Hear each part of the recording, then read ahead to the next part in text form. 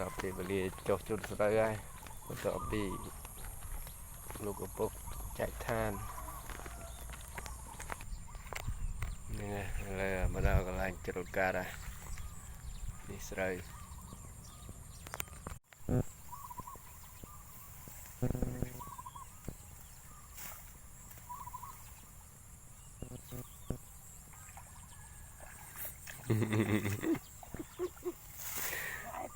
ផ្លែធ្ងន់ផ្លែល្អតើយើងស្ទុំវើស្ទុំវើយ៉ាងល្អស្ទុំវើស្ទុំយកនឹងតិចបាន10ធើនផ្លែមែននេះអញគេថាផ្លែមែនណាផ្លែល្អសូវបើមិនតិចចាំបាក់ខ្លួនតិចមកជួយជុតស្ើយឃើញហើយឃើញបងធំកាច់ចំណង